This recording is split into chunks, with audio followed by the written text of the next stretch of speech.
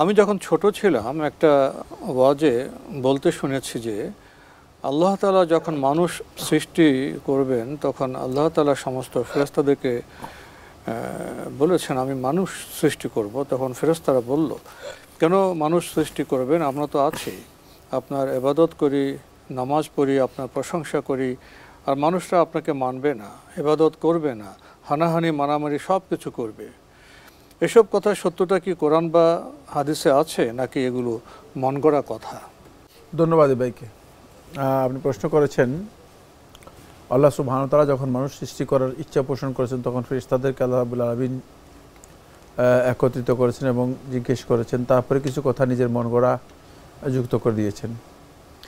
এর কিছু জিনিস সত্য, কিছু জিনিস মিথ্যা, মানে এখানে সত্য এবং মিথ্যার মিশ্রণ। মূল বিষয়টা ঠিক আছে, কিন্তু যে ভাষায় যেভাবে বলা হয়েছে এই ভাষায় আল্লাহ তাআলা বলেন নাই।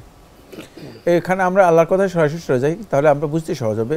ওয়াইজ কুল্লা লিল মালাইকাতি ইসজুদু লি আদম, আল্লাহ সুবহানাহু ওয়াইজ ক্বাল রাব্বুকা লিল মালাইকাতি ইন্নী জাইলুন ফিল আরদি খলিফা।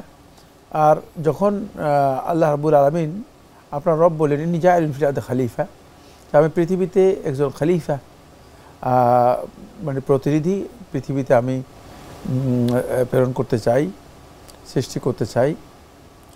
ইন্নী জাইলুন ফিল আরদি ক্বালু আতাজআলু ফিহা মান ইউফসিদু ফিহা ওয়া ইয়াসফিকু দিমা। দুটি কথা বলেছেন যে হে আল্লাহ, আপনি কি পৃথিবীতে এমন কাউকে পাঠাবেন বা এমন কাউকে আপনি সৃষ্টি করবেন যে মান ইউফসিদু ফিহা, যে পৃথিবীতে বিপর্যয় সৃষ্টি করবে, ওয়া ইয়াসফিকু দিমা, এবং রক্তারক্তি করবে।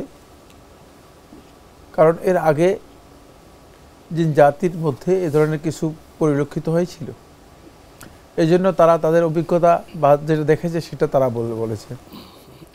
ওয়ানাহনু, আর আমরা নুসাব্বিহু লাকা ওয়া নুসাব্বিহুকা ওয়া নুকাদ্দিসু লাকা, আমরা আপনার পবিত্রতা বর্ণনা করতেছি, আপনার স্তুতি বর্ণনা করতেছি, আমরা তো আপনার পবিত্রতা বর্ণনা করতেছি।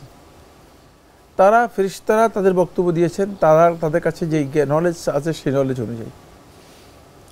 এটা হচ্ছে এখানে মূল কথা, এতটুকু কথা, এর বেশি বাইরে আর কোনো কথাবার্তা নেই। বাইরে যত কথা আপনি এখানে উল্লেখ করেছেন সবটাই অতিরিক্ত, সবটাই আপনি মানে নিজে সাজিয়েছেন, অথবা এটা আমাদের দেশে যারা বক্তব্য দিয়ে থাকে বক্তারা যেভাবে সাজিয়ে নেয় ঠিক সেভাবে সাজিয়ে নেওয়া হয়েছে। এটা মূলত কোরআনে কারীমের মধ্যে নেই, কোরআনের বক্তব্য নয়। কোরআনের বক্তব্য এটা সূরা বাকারার মধ্যে এভাবে এসেছে।